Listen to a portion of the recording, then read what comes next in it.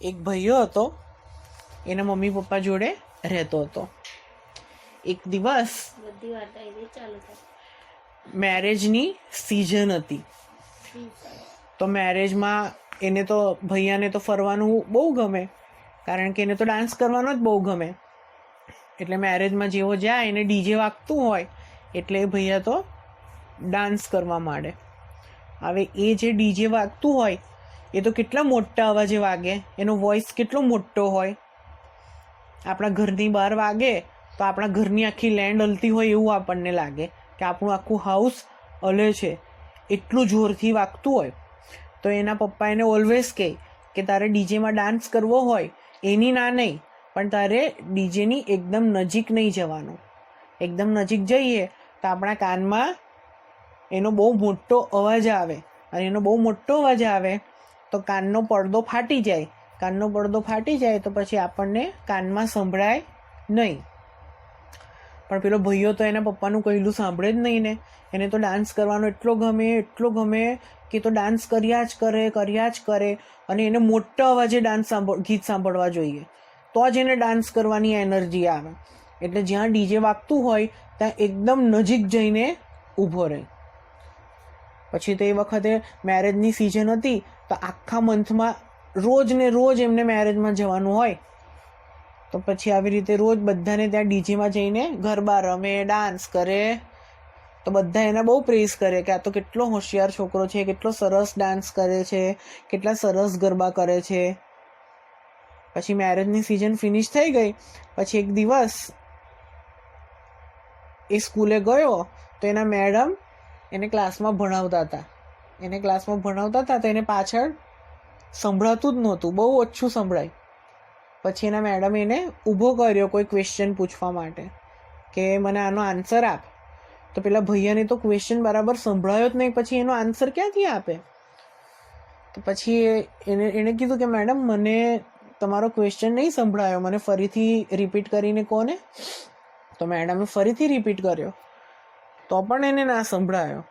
પછી તો ક્લાસમાં બધા હસવા માંડ્યા એના ઉપર. બધા એને બેરો એવું કરીને ચીડવવા માંડ્યા.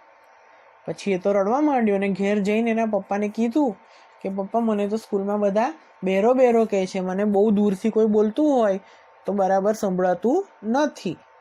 તો પછી એના પપ્પાને થયું કે આપણે હવે ડૉક્ટરને બતાવવું જોઈએ.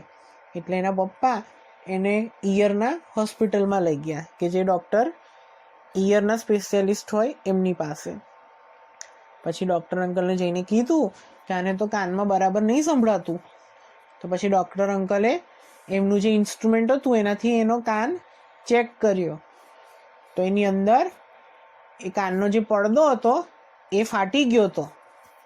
તો પછી ડૉક્ટર અંકલે કીધું કે એનો કાનનો પડદો તો ફાટી ગયો છે, એનો કાનનો પડદો તો એકદમ થીન હોય, એકદમ પાતળો હોય, અને એણે બહુ મોટા અવાજે એ કશું સાંભળ્યું છે કે એનો કાનનો પડદો આખો ફાટી ગયો.